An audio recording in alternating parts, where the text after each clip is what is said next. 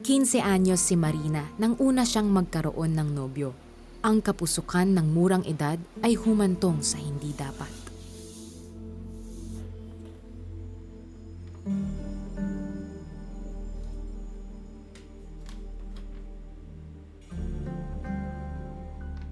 Nay, kain. Nay, akin po yan. Ano ibig sabihin nito? Ano ibig sabihin nito may nangyari? Nay, wala po yan. Bagamat may gatas pa sa mga labi, nagsama na sa iisang bubong sina Marina at ang kanyang nobyo sang-ayon sa desisyon ng kanilang mga magulang. Subalit puro pasanin para kay Marina ang kanyang inani sa kanilang pagsasama. Diyan ka na nga! Buhay ka.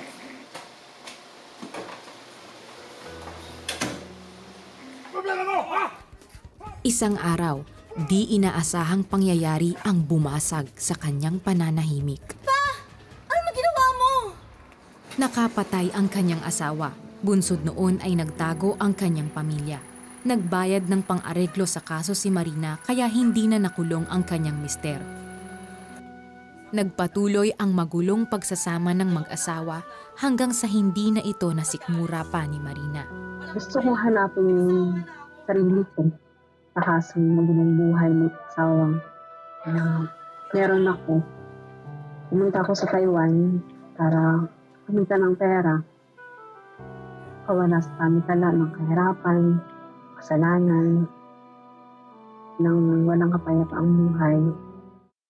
Nagtrabaho siya sa isang factory sa Taiwan kung saan dugo at pawis ang kanyang naging puhunan. Naibibigay man niya ang pangangailangan ng mga anak, ang gabay na mas higit nilang kailangan ay bigo naman nilang matanggap. Ano bang ginagawa mo sa school mo? Pumapasok ka pa ba? La, ayoko na po pumasok sa school. Unti-unti ko pong pinaliwanag sa kanila na ganun siya namin. Na hindi na kami pwedeng magsama ng papa mo kasi ganito.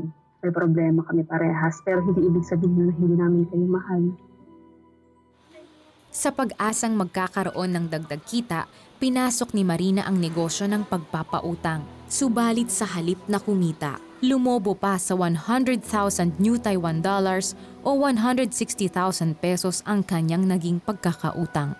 Binalot ng dilim at kawalan ng pag-asa si Marina. Kahanap ko ng sarili ko, kahanap ko ng ginhawa, kahanap ko ng kaligayahan. Para hindi ko makita ka sa kahit sinong tao.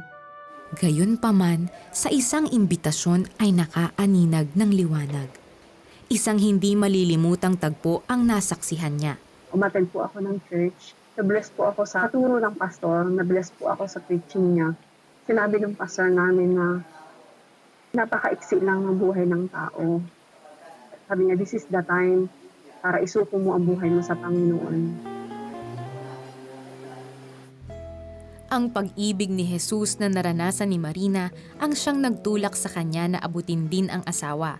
Mula nang patawarin niya ang asawa, nabunot ang tinik sa kanilang mapait na pagsasama. Di nagtagal, nakakilala sa Panginoon ang kanyang asawa at 2 anak.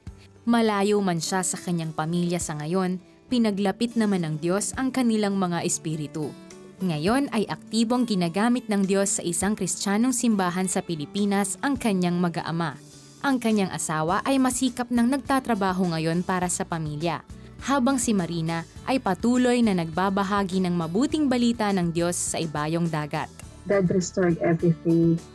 And I'm grateful sa second chance na ibinigay niya sa aming mag-asawa.